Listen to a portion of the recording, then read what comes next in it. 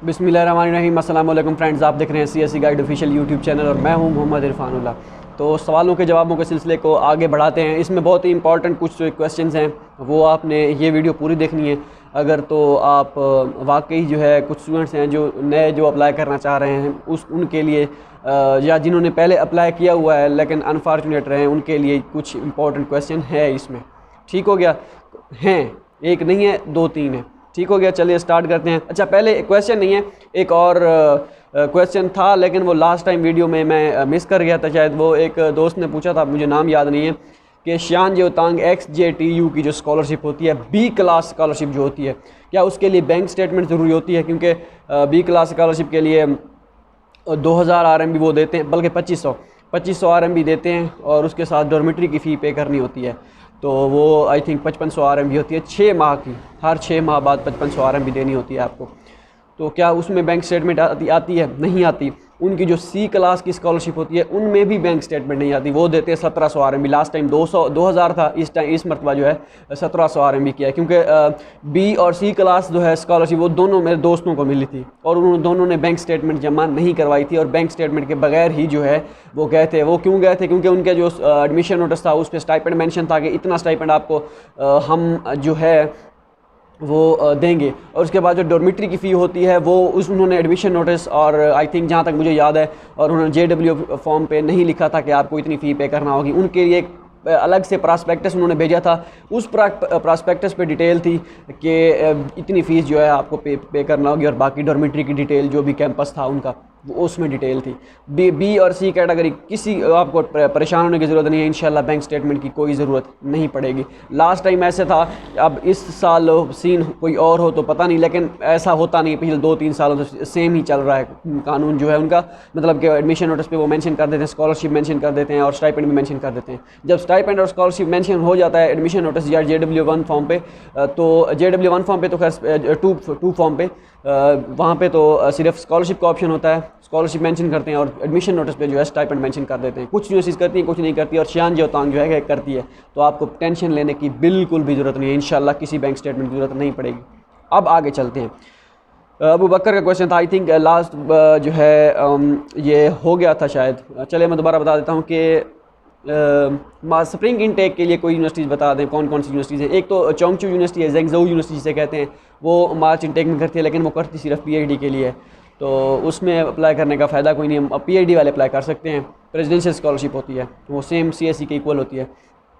और कोई यूनिवर्सिटीज़ मेरे जहन में नहीं है अभी, अगर होगी तो इंशाल्लाह हम आपको ज़रूर बताएंगे। बाकी बहुत ही कम स्प्रिंग इनटेक होते हैं, मार्च इनटेक जिसे कहते हैं। अच्छा, इसके बाद जुनैद अहमद का क्वेश्चन था, हाँ, क्या हमें रिकमेंडेशन लेटर ओरिजिनल सेंड करने होंगे या फ़ोटो कापीज़? मतलब ये जब हम डॉक्यूमेंट सेंड करते हैं चाइनीज़ यूनिवर्सिटीज़ को, आपने रिकमेंडेशन लेटर बनवाने होते हैं अपने कॉलेज से या यूनिवर्सिटी से। ठीक हो गया जी? वो कह रहे हैं वो जो हम रिकमेंडेशन लेटर बनवाते हैं, वो जो डॉक्यूमेंट सेंड करने पड़ते हैं, क्या हम उस ओरिजिनल ही सेंड कर देंगे? बिल्कुल भी नहीं ओरिजिनल सेंड करेंगे। आपने ओरिजिनल अपने पास रखने हैं, फ़ोटो कापी जो होगी उनकी करानी है फ़ोटो कापी और उनको सेंड करना है। और जो अपलोड करने होते हैं वो सेम ओरिजिनल जो है उसी को स्कैन करा के अपलोड करने होते हैं, और जो सेंड करने होते हैं और वो स्कैन की फ़ोटो कापी कर लें या जो आपके पास रिकमेंडेशन लेटर उन्हीं की फ़ोटो कापी करके जहाँ भी सेंड करने हो, जितनी यूनिवर्सिटीज़ में भी सेंड करने हो, ओरिजिनल सेंड नहीं करने, सिर्फ़ और सिर्फ आपने क्या करने हैं, फ़ोटो कापी सेंड करनी है। ओके हो गया जी? ये उनके लिए था क्वेश्चन जो एक तो आप अप्लाई करेंगे नेक्स्ट, और जो पहले अप्लाई कर चुके हैं जिन्होंने रिकमेंडेशन लेटर बनवाए थे, तो वो अब ये सवाल पैदा हो रहा है कि क्या हम जो या ये जहन में आता है कि क्या हमने जो लास्ट टाइम जो रिकमेंडेशन लेटर बनवाए थे कि वो चल जाएंगे। वो इसी वीडियो में आगे शायद एक क्वेश्चन आए, अगर नहीं आए तो फिर मैं आपको बताऊंगा कि क्या आप लास्ट टाइम वाले रिकमेंडेशन लेटर यूज़ कर सकते हैं नेक्स्ट ईयर के लिए। ठीक हो गया जी? इसके बाद है जी अस्सलाम वालेकुम, किफ़ायत अयान खटक भाई, अगर कोई 7वें सेमेस्टर में हो तो उसको अप्लाई करने के लिए कौन से डॉक्यूमेंट्स की ज़रूरत होती है? सारे डॉक्यूमेंट्स की ज़रूरत होती है। अगर डिग्री आपकी नहीं होगी, आपकी ट्रांसक्रिप्ट भी नहीं होगी। ट्रांसक्रिप्ट आपकी जो है वो आपका जो 6 या 7 सेमेस्टर जितने आपने वो सेमेस्टर पढ़ लिए होंगे उसका रिज़ल्ट कार्ड आपकी ट्रांसक्रिप्ट बन जाएगा। मतलब हर सेमेस्टर का अलग अलग रिज़ल्ट कार्ड जो होगा उसको आपने एक PDF फाइल में मर्ज कर लेना है और उसको आपने ट्रांसक्रिप्ट की जगह अपलोड कर देना है। और बाकी रही डिग्री, जहाँ पे अपलोड करनी होती है वहाँ पे आपने होप सर्टिफिकेट आपने अपलोड करना होता है, वो बनवाना होता है। बाकी recommendation letter, English proficiency certificate, वो आप हमारा नया सेशन फॉलो करें, नई वीडियोस देखें, आपको सारा कुछ पता चल जाएगा। तो बाकी सारी सेम डॉक्यूमेंट्स वही हैं, कोई चेंजेस कोई कुछ नहीं है। ये नहीं कि आप 7वें सेमेस्टर में पढ़ रहे हो आपके लिए डॉक्यूमेंट्स और होंगे और जो 8 सेमेस्टर करके मतलब जिनकी डिग्री कंप्लीट होगी उनके डॉक्यूमेंट्स और होंगे, नहीं, कोई नहीं। बस यही 2 डॉक्यूमेंट जो मैंने आपको बताए हैं, ट्रांसक्रिप्ट और डिग्री, जो होप सर्टिफिकेट आपके लिए, तो ये चीज़ें हैं बस, उसके अलावा और कुछ कोई चीज़ आपके लिए नई नहीं है। ज्योति भाटिया का क्वेश्चन था कि अस्सलाम वालेकुम ब्रो कौन सी स्कॉलरशिप जो है बेस्ट है, सीएससी या university scholarship? CSC scholarship number 1 best, ठीक हो गया जी। ये फिट है अगर आपको सीएससी नहीं मिलती, लेकिन कुछ यूनिवर्सिटीज़ की स्कॉलरशिप ऐसी इतनी भी होती है कि वो सीएससी से भी ज़्यादा स्टाइपेंड देते हैं। जैसे यही XJTU शियान जोतांग की जो A कैटेगरी की स्कॉलरशिप है PhD वालों के लिए, वो 4500 RMB है, और सीएससी की जो है स्टाइपेंड जो होता है वो 3500 RMB होता है PhD वालों के लिए। तो ये आप अपने माइंड में देख लीजिएगा कि वैसे सीएससी बेस्ट है क्योंकि उसमें कोई खजल खुआरी नहीं होती, कोई रौला रफा नहीं होता।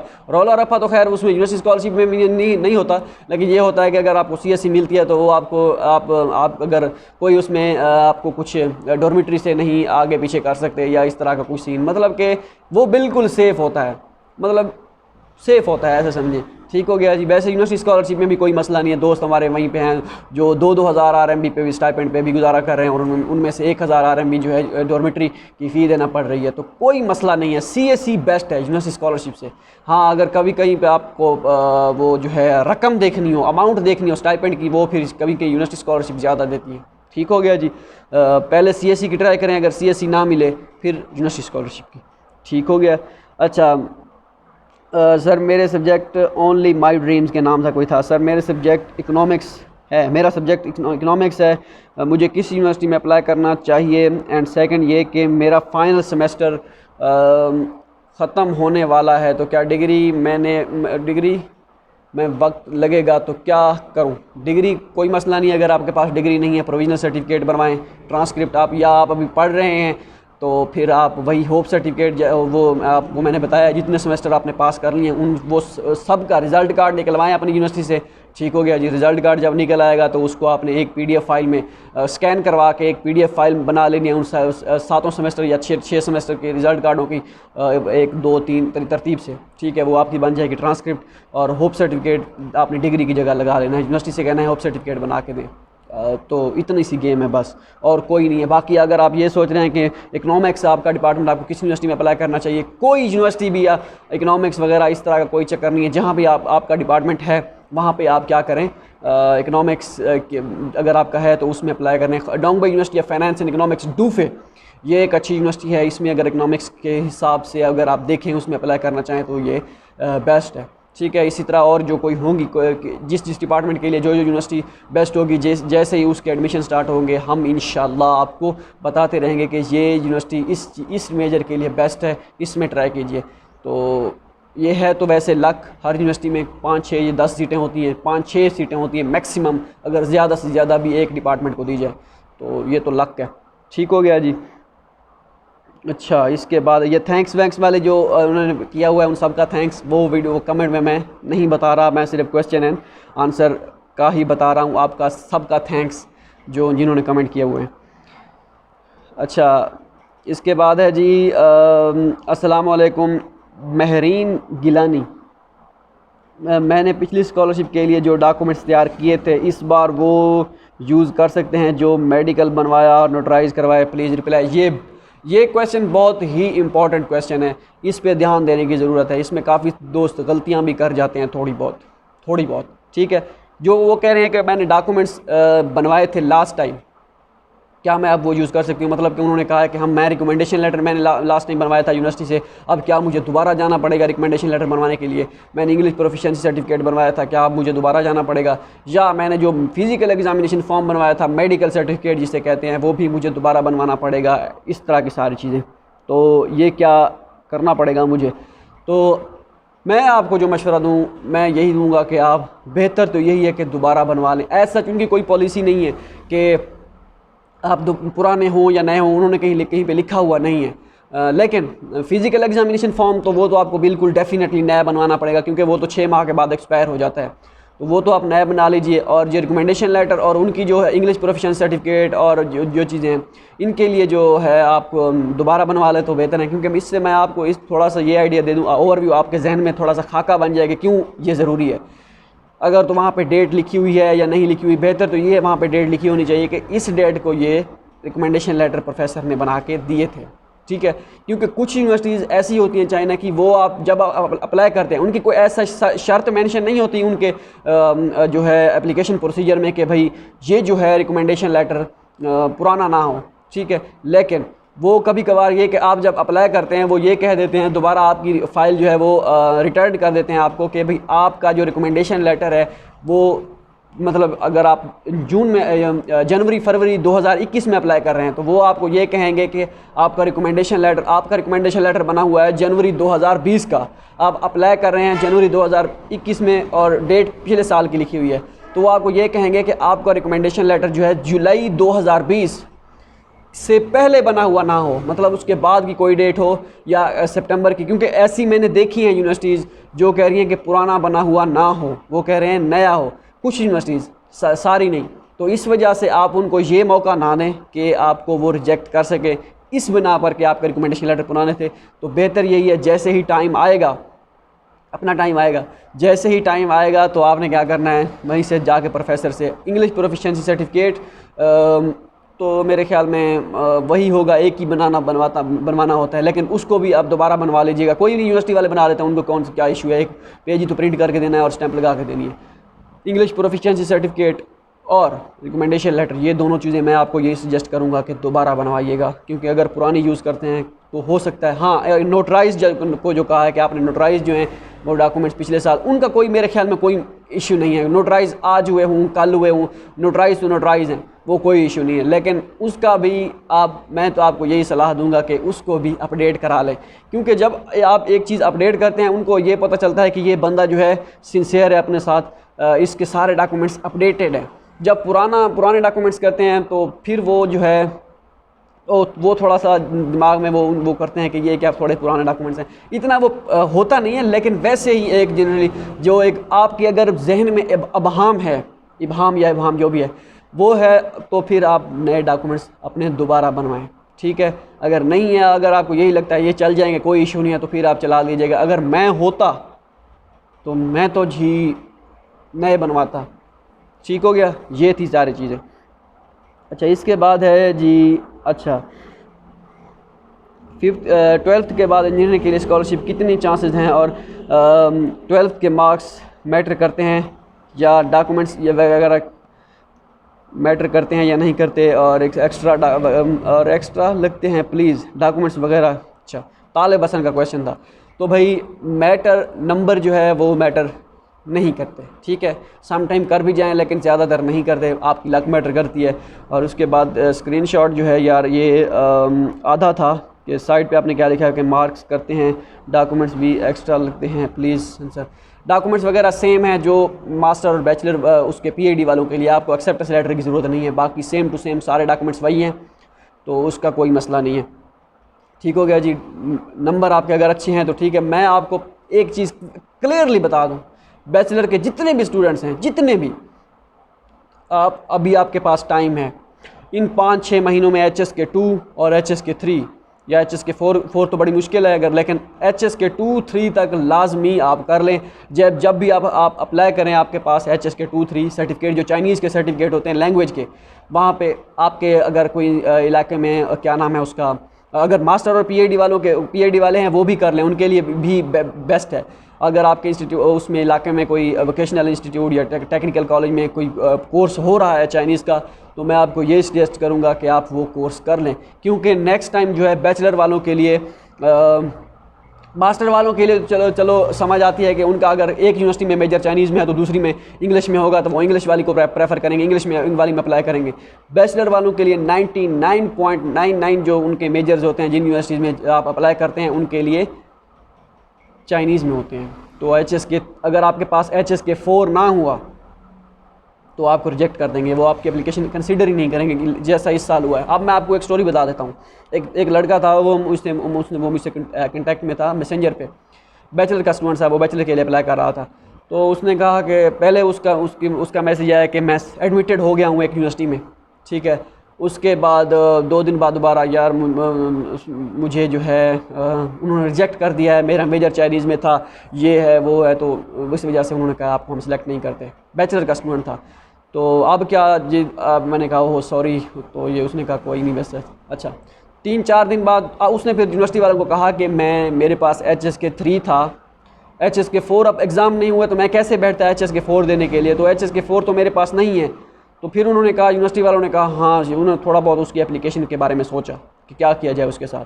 तो फिर फाइनली उसको ये मेल आई कि हाँ भी आप सिलेक्ट हो, आप वहीं पे आके HSK4 देना। उसके पास HSK3 था, मतलब कि रिलैक्सेशन उसे मिली, ठीक है, कि HSK3 था, 4 नहीं था, कोई इशू नहीं है। इसीलिए मैं आपको कह रहा हूँ HSK2, 3 अगर आप वाकई ही चाइना स्कॉलरशिप के लिए हैं, अपने आप को आपने प्रिपेयर किया हुआ है, तो HSK3 या 2, 3, 4 तक आपके पास कोई ना कोई 3 है, हो मिनिमम 3 हो, आप अप्लाई कर सकें और उसके बाद आपके पास कोई जवाज़ हो उनको कहने का कि भाई मेरे पास HSK3 तो था, 4 में वहीं आके करता है, जो भी था।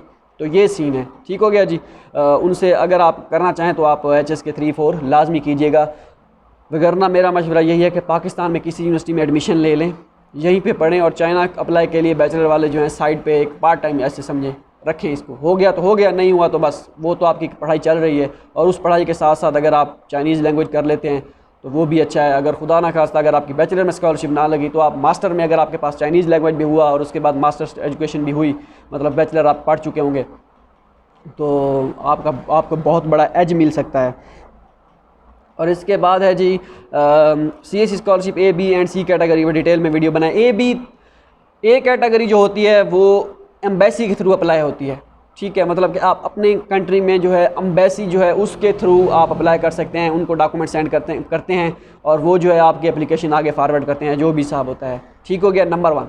नंबर 2 बी कैटेगरी जो होती है वो आप डायरेक्ट चाइना की यूनिवर्सिटी में अप्लाई करते हैं। आपका पाकिस्तान में या अपनी जो भी आपका मुल्क है उसमें आपके अपने कंट्री से किसी भी बंदे फ़र्द के साथ या किसी भी इंस्टीट्यूट के साथ कोई मुआहदा या कोई कंट्रैक्ट वगैरह और कोई कुछ नहीं होता। आप डायरेक्ट चाइना यूनिवर्सिटी भी आपकी रिस्पॉन्सिबल होती है, वही आपको क्या करती है, सिलेक्शन आपकी रिजेक्शन करती है, ठीक है। इसको कहते हैं बी कैटेगरी। अब सी कैटेगरी जो है मुझे भूल गई है कि सी कैटेगरी एग्जैक्ट थी क्या, तो इसके बारे में वो उनके चाइना स्कॉलरशिप CSE.studyinchina.csc.edu.cn पे जब ऑनलाइन फॉर्म फिल करते हैं वहाँ पे सी के बारे में लिखा हुआ है, सी कैटेगरी के बारे में मुझे भूल गया है कि है क्या, ठीक है। आपके लिए अब पाकिस्तान में आप सोच रहे होंगे कि एम्बेसी के थ्रू कैसे अप्लाई किया जाए, तो पाकिस्तान में एम्बेसी के थ्रू कोई अप्लाई नहीं किया जाता। और यहाँ पे फिर जो है क्या होता है, पाकिस्तान की जो हायर एजुकेशन कमीशन है HEC, higher education commission of Pakistan, वो जो है सीट्स उनके पास होती हैं, वो टेस्ट रखते हैं या जो भी ऑनलाइन फॉर्म होता है वो उनका फिल करना होता है और उसके बाद वो रिज़ल्ट अनाउंस करते हैं, जैसे अब उन्होंने किया है, महीना 2-3 महीने हो गए हैं। तो इसी तरह वो उनके पास होती है अथॉरिटी। चाइनीज़ उसमें एम्बेसी में डायरेक्ट पाकिस्तान में तो अप्लाई नहीं कर सकते, और कंट्रीज़ का अपना हिसाब होता है। ओके हो गया। अच्छा, हाउ टू अप्लाई टाट in China embassy in own country, पता नहीं क्वेश्चन क्या नाम किसका था, and how can I apply for first year preparation Chinese language, please answer. तो आप चाइना, हर मुल्क का अपना हिसाब होता है कि आपने अप्लाई करना है अपनी एम्बेसी में, चाइना की एम्बेसी जो होती है हर मुल्क में। तो चाइनीज़ लैंग्वेज का ये CSE पे डिपेंड करता है कि वो हर साल जो है उनका नया क्राइटेरिया होता है, वो मुश्किल चाइनीज़ ये 1 साल की चाइनीज़ लैंग्वेज को प्रेफर करेंगे, तो ये इसको 1 साल की चाइनीज़ लैंग्वेज को छोड़ दें, ठीक हो गया जी। अच्छा, इसके बाद है जी हमारा का क्वेश्चन था, brother will you give me the link of those universities in which March लिखना था शायद, मार्च इनटेक, उन्होंने मैच लिख दिया, March intake is accepted other either with a partial scholarship are university और एनी स्कॉलरशिप। तो March intake PhD के लिए एक मैंने यूनिवर्सिटी बता दी है, ज़ेंगज़ाऊ यूनिवर्सिटी, चेंगचू यूनिवर्सिटी, ठीक है। और उसके बाद है जी इसमें पार्शियल स्कॉलरशिप के लिए यूनिवर्सिटीज़ होंगी, कोई ना कोई तो होगी ही, सही। तो उसमें आप देखिएगा। और उसके बाद एनी अदर स्कॉलरशिप ये देखना पड़ेगा, अब मुझे याद नहीं है, मार्च इनटेक के लिए बहुत ही कम है, ठीक हो गया। इसके बाद है जी मसूद अहमद। अच्छा, अगर आपकी नज़र में कोई यूनिवर्सिटीज़ है जो CSE स्कॉलरशिप देती डाटा साइंस या आर्टिफिशियल इंटेलिजेंस में एमएस प्रोग्राम ऑफर कर रही हो, प्लीज़ कौन सी यूनिवर्सिटीज़ है? काफ़ी सारी यूनिवर्सिटीज़ हैं जो कंप्यूटर साइंस से रिलेटेड, जो आप कह रहे हैं डाटा और डाटा साइंस और आर्टिफिशियल इंटेलिजेंस। SCUT एक अच्छी यूनिवर्सिटी है, south China university of technology, और नॉर्थ ईस्टर्न यूनिवर्सिटी जो है ये भी अच्छी यूनिवर्सिटी है कंप्यूटर साइंस में। इसमें प्रेफर किया जाता है कंप्यूटर साइंस के स्टूडेंट्स को, तो ये आप देख लीजिएगा, इसमें इन दोनों को लाजमी ट्राई कीजिएगा। ठीक हो गया। अच्छा, तालिब हसन का क्वेश्चन था कि 12th के बाद इंजीनियरिंग के लिए स्कॉलरशिप कितनी चांसेस होते हैं, और 12th अच्छा ये हो गया, और कोई डॉक्यूमेंट्स वगैरह, अच्छा ठीक हो गया, ये तो हो गया। इसके बाद है जी अहमद राव का क्वेश्चन था कि मैंने BS की डिग्री अटेस्ट करवानी है, ट्रांसक्रिप्ट नहीं करवाई, तो मोफा से अटेस्टेड हो जाएगी फॉर चाइना के लिए? इशू तो नहीं होगा, कोई मसला नहीं है। BS की डिग्री आप डिग्री कराएं या ट्रांसक्रिप्ट कराएं, हो ओरिजिनल और HEC से वेरीफाइड हो, एक चीज़ हो, मतलब आपकी ट्रांसक्रिप्ट वेरीफाई हुई है, डिग्री कराना चाहते हैं तो वो भी हो जाएगी मोफा से। अगर आपकी डिग्री हुई है और सिर्फ ट्रांसक्रिप्ट कराना चाहते हैं वो भी हो जाएगी, उनको कोई मसला नहीं है मोफा वालों को। बस ये उनको मसला है कि आपकी वेरीफाई हुई होनी चाहिए, मैट्रिक की हो, इंटरमीडिएट की हो, ट्रांसक्रिप्ट हो, डिग्री हो, वो आप मुतलका इदारे से IBCC या HEC से वेरीफाई हुई होनी चाहिए, तो बाकी कोई मसला नहीं है, हो जाएगी, कोई इशू नहीं है। ठीक हो गया जी। इसके बाद है जी एडमिशन, अच्छा अंडर ग्रेजुएट के लिए एडमिशन ओपन होंगे चाइना में, होंगे इंशाल्लाह, जैसे ही होंगे हम आपको बता देंगे। अच्छा सर, मेरी ये कन्फ्यूजन है कि काइंडली क्लियर कीजिएगा, क्या हम प्रीवियस ईयर वाले recommendation letter plus English proficiency certificate, ये मैंने बता दिया है, दोबारा बनवाना पड़ेंगे जो एक्सेप्टेंस। अच्छा हाँ, ये एक नया क्वेश्चन है इसमें, जो एक्सेप्टेंस मुझे प्रीवियस ईयर में मिला था चाइनीज़ प्रोफेसर की तरफ से, क्या वो मैं दोबारा यूज़ कर सकता हूँ? इंजीनियर बॉय का क्वेश्चन था। इसका मैं आपको एक बेहतरीन हल बता देता हूँ कि आपने एक्सेप्टेंस लेटर जो आपको लास्ट टाइम मिले थे उनका आपने क्या करना है। ठीक है, बिल्कुल आप यूज़ कर सकते हैं, लेकिन वही यूज़ नहीं कर सकते जो प्रोफेसर ने दिए हैं। आपने क्या करना है, दोबारा उन प्रोफेसर को करनी है मेल जिन्होंने एक्सेप्टेंस दिया था कि सर आपने मुझे एक्सेप्टेंस दिया था, मैंने अप्लाई किया था, अनफॉर्चुनेट रहा था, मेरा एडमिशन नहीं हुआ था, क्या आप मुझे दोबारा एक्सेप्टेंस लेटर दे सकते हैं और मैं नेक्स्ट ईयर दोबारा ट्राई करूँगा।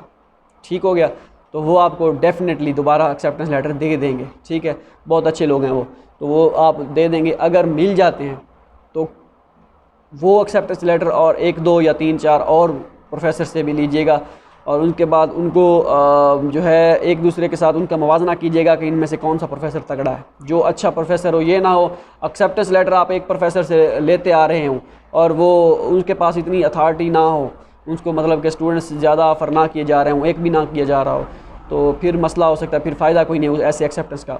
उनसे पहले एक्सेप्टेंस ले लें, मतलब इसलिए ले लें कि हो सकता है खुदा ना खास्ता कोई और एक्सेप्टेंस अगर आपको ना भी मिला तो आपके पास ये तो होने चाहिए ना, something is better than nothing.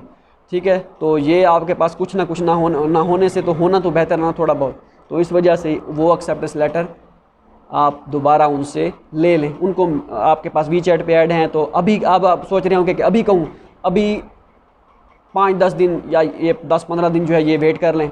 ठीक है, इसके बाद जो है उनको मेल कर दीजिएगा, सर मैं नहीं हो सका मेरा एडमिशन और मुझे दोबारा एक्सेप्टेंस दें, मैं दोबारा आपके एक्सेप्टेंस के साथ अप्लाई करूँगा। ये होता है तरीकाकार। ठीक हो गया, तो ये हो। बाकी इंग्लिश प्रोफिशिएंसी सर्टिफिकेट का मैंने बता दिया है, और रिकमेंडेशन लेटर ये आप दोबारा बनवाएं तो बेहतर है। अच्छा ठीक है, इसके बाद है जी if we have notarized documents of last year the same notarized documents can apply for 2021 और शुड नी गेन नोटराइज्ड। किसका क्वेश्चन था? आदर्शा पैदाल का क्वेश्चन था, क्या नाम है, बड़ा मुश्किल सा नाम है। तो आप दोबारा बनवाइए तो अच्छा होगा। रिकमेंडेशन लेटर नोटराइज दोबारा करवा लें, कोई इशू नहीं है। मैं तो आपको ये मशवरा दूंगा कि आप दोबारा नोटराइज करवा लें। कितने पैसे लगते हैं? थोड़े से पैसे लगते हैं। बाकी आपके कंट्री में, नेपाल से आप शायद हैं, तो आपके कंट्री का क्या हिसाब किताब है? हमारे पास तो 10-20 रुपये एक पर पेज के लगते हैं, तो कहीं पे ज़्यादा भी चार्ज कर लेते हैं मौके की मुनासबत से। ठीक हो गया। हाँ, ये वकार यूनस का क्वेश्चन था। वकार यूनस बाउलर नहीं, ये वकार यूनस हैं, कोई और हैं। अच्छा, क्या हम स्टार्ट कर सकते हैं ईमेल प्रोफेसर के लिए? प्रोफेसर को ईमेल सेंड कर सकते हैं। जो नहीं करें अभी नहीं, अक्टूबर का ये जो अगला सितंबर गुजरने दें। अक्टूबर में ये नहीं कि आपके एक्सेप्टेंस लेटर कोई और ले जाएगा, आप लेट मेल स्टार्ट करेंगे। नहीं, ऐसा कोई चक्कर नहीं है। एक्सेप्टेंस लेटर मैंने आपको बताया जून तक भी मिलते रहते हैं, वो कोई इशू नहीं है। अगर आपकी किस्मत में हुआ तो ज़रूर मिलेगा। ये नहीं कि आप कह रहे हैं कि अगर हम नहीं स्टार्ट करेंगे तो ये कोई रौला हो जाएगा, नहीं। अक्टूबर के महीने पहले हफ्ते से स्टार्ट कर दीजिएगा। ये अगला महीना जो है आप अपनी एक महीने तक अपनी CV जो है तैयार करें, CV तगड़ी सी CV। नेक्स्ट वीडियो जो हमारी मेन चैनल पे आएगी कि आपने प्रोफेसर कैसे फाइंड करने हैं। जब प्रोफेसर फाइंड हो जाएंगे कि आपके मतलब कि आपने प्रोफेसर की ईमेल कैसे फाइंड करनी है, चाइनीज़ प्रोफेसर की, उसके बाद इंशाल्लाह उससे नेक्स्ट वीडियो जो आएगी वो बनाएंगे CV बनाएंगे। वो CV नहीं जो हमारे यहाँ सराइकी में जिसे कहते हैं, वो एक होती है CV जो दीवारों पे लगती है, वो नहीं, वो जो तीतर खाते हैं वो नहीं। एक CV करिकुलम विटाए वो आपके पास होना चाहिए। वो हम इंशाल्लाह आपको बताएंगे फॉर्मेट के हिसाब से आपने कैसे तैयार करनी है। इंशाल्लाह आपको ज़रूर जो है, ये कोई तावीज़ नहीं है, इंशाल्लाह आपको जो है एक्सेप्टेंस मिलेगा। वो कहे नहीं है, इंशाल्लाह आपको ज़रूर फ़र्क पड़ेगा, ये आप तावीज़ इस्तेमाल करें नहीं। CV होगी, ठीक है, और उसमें इंशाल्लाह उससे आपको एक्सेप्टेंस भी मिलेगा। मैंने भी वो फार्मेट यूज़ किया था, दोस्त मेरे थे उन्होंने भी यही फार्मेट यूज़ किया था, दोस्तों के दोस्त थे उन्होंने भी यही फार्मेट यूज़ किया था। ये चलता आ रहा है, जिसे कहते हैं ना जद्दी पुश्ती, ये चलता आ रहा है। तो इससे जो है काफ़ी आपको फ़ायदा होगा, ठीक है, जोक्स अपार्ट। लेकिन आगे चलते हैं। अच्छा, kindly share universities list which included in engineer boy का क्वेश्चन था कि वो यूनिवर्सिटीज़ लिस्ट बता दें जो 2021 और 2022 में आएंगी। सेम यही यूनिवर्सिटीज़ होंगी जो हमारी वेबसाइट पे लिस्ट अपलोड है। इसमें 5-6 यूनिवर्सिटीज़ का इजाफा हुआ है कि जो नई आई हैं, जो नई शामिल हुई थी इस साल, लेकिन उनको पब्लिसिटी इतनी नहीं मिली थी और बताया नहीं गया था, क्योंकि एंड टाइम पे जब एडमिशन क्लोज़ हो चुके थे तो मैंने उनकी वेबसाइट जाके देखी तो उसमें ये जो है पहले नहीं थे, एडमिशन टाइम के दौरान नहीं थे। मैं भी आखिरी डेट्स में आई हूँ, ये यूनिवर्सिटीज़ ऐड हुई हूँ, लेकिन उनकी जो चाइना स्कॉलरशिप की ऑफिशियल वेबसाइट है उनमें ये बाद में आई थी। 5-6 यूनिवर्सिटीज़ थी जिनमें जो इस साल नई ऐड की गई थी, मतलब न्यू, उनको पहली मरतबा CSE स्कॉलरशिप ऑफ़र की गई थी। लेकिन उसमें रोला ये था, उसमें 5 या 6 बंदों को या 10 बंदों को मैक्सिमम स्कॉलरशिप मिली थी, इससे ज़्यादा नहीं मिली थी, ठीक है। इंशाल्लाह हम जो 5-6 यूनिवर्सिटी जो ऐड हुई हैं नई, वो हमारे वेबसाइट पे भी ऐड कर देंगे, cscguideofficial.com। अच्छा, how to check the selected students list from university site. वो कोई यूनिवर्सिटीज़ होती हैं वो मेंशन नहीं करती, वो इंडिविजुअल बंदे, हर बंदे को मेल सेंड करती हैं कि आप सेलेक्ट हो। कुछ यूनिवर्सिटी जो है वेबसाइट पे पब्लिश करती हैं लिस्ट, और कुछ जो हैं वो अपने जो है यूनिवर्सिटी की बहुत ही कम होती हैं, लेकिन वो अपने यूनिवर्सिटी के नोटिस बोर्ड पे जो है वो लगा देते हैं कि ये यूनिवर्सिटी ऐसी स्कॉलरशिप का रिज़ल्ट है। तो अगर आप रिज़ल्ट आपने देखना है वाकई कि कौन कौन सी यूनिवर्सिटी हैं, जिन यूनिवर्सिटीज़ ने रिज़ल्ट अनाउंस किए थे पब्लिक के लिए, उन्होंने मतलब लिस्ट पब्लिश की थी। तो कुछ यूनिवर्सिटी ने वेबसाइट पे की थी, वो जितनी यूनिवर्सिटीज़ में रिज़ल्ट पब्लिश किए थे वो हमारी अल्हम्दुलिल्लाह हमारी वेबसाइट cscguideofficial.com पे मौजूद हैं, तो वहाँ पे आप जाके देख सकते हैं। ओके, हो गया जी। In the case of notary, we can use the previous notarized documents, or we should make new notarized and documents. And other question, the documents which are going to be notarized, that documents should be colored or normal. हाँ, ये एक question है, इसमें ये question है, and normal which one will be acceptable, please do bring positive response. ये question था डरशा पैडवेल, क्या नाम था, इस तरह था, तो मुश्किल है लफ्ज़ ये। तो मैंने आपको अभी कहा है कि आप दोबारा नोटराइज़ करें डॉक्यूमेंट्स, ठीक हो गया। उसमें यह है कि अगर आप ये सोच रहे हैं कि हमारे डॉक्यूमेंट्स कलर्ड होने चाहिए या ब्लैक एंड वाइट, तो कोई मसला नहीं है। मतलब कि आपकी जो ओरिजिनल डिग्री है आप उसको कराएंगे फ़ोटोकॉपी करा के आप उसको कराएंगे, फ़ोटोकॉपी को नोटराइज़ करवाएंगे। और जो आपकी ओरिजिनल डिग्री होगी आप उसको स्कैन करवा के उसका कलर प्रिंट करवाएं या ब्लैक एंड वाइट कराएं, ये आप पे डिपेंड करता है। ब्लैक एंड वाइट हो तब भी कोई मसला नहीं है, ठीक है। मेरी खुद की ब्लैक एंड वाइट थी डिग्री और ट्रांसक्रिप्ट, और अगर आप कलर करवा के उसको नोटराइज़ करवाते हैं तो भी कोई मसला नहीं है। लेकिन मैं आपको यहाँ पर सजेस्ट करूँगा कि आप ऐसा करिएगा कलर्ड। वैसे होता कुछ नहीं है, लेकिन कुछ यूनिवर्सिटीज़ कहती हैं कि हमें आपकी जो है कलर्ड नोटराइज्ड, 1-2 यूनिवर्सिटीज़ हैं, ज़्यादा नहीं, 1-2 यूनिवर्सिटीज़ कलर्ड जो है नोटराइज आपके डॉक्यूमेंट्स होने चाहिए, हमें सेंड करें भी, मतलब कि कलर्ड भी हो, नोटरी की स्टैंप भी लगी हो। तो इस वजह से उनके पास कोई जवाब नहीं रह जाएगा कि आपको रिजेक्ट करने का। कलर्ड करवा लें, उसी को फिर स्कैन करा के जो है अपलोड करते रहें। बाकी जो सेंड करनी हो वो आप black and white notarize send कर सकते हैं। ओके हो गया। इस पर हमने जैसे ही डॉक्यूमेंट्स वाला सिलसिला आएगा ना, हम जो बना रहे सीरीज़ चला रहे हैं, जो 2-3 पार्ट्स अपलोड हुए पड़े हैं, जैसे ही डॉक्यूमेंट्स का सिलसिला आएगा उसमें हम ये क्लियर भी कर देंगे। ठीक हो गया जी, बहुत ही अच्छा क्वेश्चन था। मिर्ज़ा अलीम का क्वेश्चन था, भाई मेरे बैचलर्स की तो क्या इनकी ट्रांसक्रिप्ट होती है फाइनल वाली 2, क्योंकि आप कह रहे हैं कि मोफा से पहले IBC से करवाना ज़रूरत है इंटरमीडिएट और मैट्रिकुलेशन के डॉक्यूमेंट्स की। ये तो आपका रिज़ल्ट कार्ड मैट्रिक के और इंटरमीडिएट के आपका रिज़ल्ट कार्ड आपके पास अनाउंस होगा, मतलब अगर आपके पास होगा डिग्री या रिज़ल्ट कार्ड तो तभी ही आपको आपकी स्कॉलरशिप होगी। बैचलर वालों के लिए कोई ऑप्शन नहीं है होप सर्टिफिकेट वाला या आपके पास 1 साल आपने पढ़ा हुआ हो, नहीं, इस तरह का कोई चक्कर नहीं है। क्योंकि आप जब बैचलर का मतलब कि इंटरमीडिएट का रिज़ल्ट आता है वो आता है सितंबर के बाद अक्टूबर में, ठीक है, सेकेंड ईयर का, और तब तक आवाम जा चुकी होती है, ठीक है। इस वजह से आपके पास रिज़ल्ट कार्ड और डिग्री जो है या सनद जिसे कहते हैं वो आपके पास होना लाजमी है। सनद ना भी हो कोई इशू नहीं है, लेकिन रिज़ल्ट कार्ड आपके पास हो तभी वो, और वो मोफ़ा से वेरीफाइड हो तभी जो है, सॉरी वो IBC से वेरीफाइड हो तभी जो है मोफ़ा वाले एक्सेप्ट करेंगे। अच्छा, इसके बाद है जी वीडियो मेरे ख्याल में काफ़ी लंबी हो गई है, ठीक है। सर मैट्रिक के डॉक्यूमेंट्स, अच्छा अगर ऑनलाइन क्लासेज हुई तो क्या हमें मंथली स्टाइपेंड मिलेगा? ये डिपेंड करता है कि उनकी पॉलिसी क्या होती है। मेरे ख्याल में मिलना तो चाहिए, लेकिन देखते हैं। अगर आपकी ऑनलाइन क्लासेज हुई तो आपको डेफिनेटली मेरे ख्याल में तो मिलेगा, शायद अभी 100% कंफर्म नहीं है इसका। रिकमेंडेशन लेटर, अच्छा हर यूनिवर्सिटी का recommendation letter, cover letter, English proficiency और मेडिकल सर्टिफिकेट जो है, मेडिकल का फॉर्मेट सेम होता है या सबका अलग अलग होता है? हाँ, ये भी अच्छा क्वेश्चन है। Recommendation letter, English proficiency certificate जितने भी होते हैं सबका जो है एक ही आपने बनवाना होता है, एक ही उन सब को चलाना होता है आपने हर यूनिवर्सिटी में, तो एक ही होता है, कोई चेंजेस नहीं होती। लेकिन 1-2 यूनिवर्सिटीज़ होती हैं जिनका रिकमेंडेशन लेटर का फॉर्मेट अपना होता है, लेकिन जैसे त्यांजन यूनिवर्सिटी जो है उनका रिकमेंडेशन लेटर का फॉर्मेट अपना होता है। बाकी मेडिकल सर्टिफिकेट जो फिजिकल एग्जामिनेशन फॉर्म होता है वो सबका एक होता है। रिकमेंडेशन लेटर जो है वो आपके सेम एक यूनिवर्सिटी में, 1-2 यूनिवर्सिटीज़ में जो है, एक आध और भी है मुझे भूल गया ना, वो मुख्तलिफ होते हैं, ठीक है। बाकी सबका सेम होता है। वो जहाँ पे मुख्तलिफ होंगे वो इंशाल्लाह हम आपको बता देंगे, बिल्कुल भी टेंशन की ज़रूरत है ही नहीं। ठीक हो गया जी। फ्रॉम, अच्छा इकोनॉमिक्स एंड फाइनेंस की यूनिवर्सिटी बता दी। ये मैं नाम इसलिए नहीं पढ़ रहा क्योंकि वो मैंने स्क्रीनशॉट लिए हुए हैं और स्क्रीनशॉट हो गए हैं ब्लर, और बड़ी मुश्किल से मुझे पढ़े जा रहे हैं कि ये हैं क्या। अच्छा ठीक है। God's yes scholarship and still watch, thanks. नाम मुझे भूल गया कि उन्होंने कहा कि आप मुझे सी स्कॉलरशिप मिल गई है, लेकिन मैं अभी तक असद मेरे ख्याल में नाम था, शायद मैंने पढ़ा था, मुझे अब नज़र नहीं आ रहा यहाँ पे। मेरी सी स्कॉलरशिप लगी है, लेकिन अब भी मैं आपकी वीडियो देखता हूँ। थैंक्स डियर, थैंक्स बडी। ठीक हो गया। होप सो ये काफ़ी 32 मिनट की वीडियो हो गई है। क्वेश्चन इसमें काफ़ी इंपॉर्टेंट थे। इसको आप शेयर कीजिए दोस्तों के साथ, और इस वीडियो को लाइक लाजमी करना है। शेयर सब्सक्राइब चैनल करें या ना करें, वो जिसको ज़रूरत होगी वो खुद ही करेगा।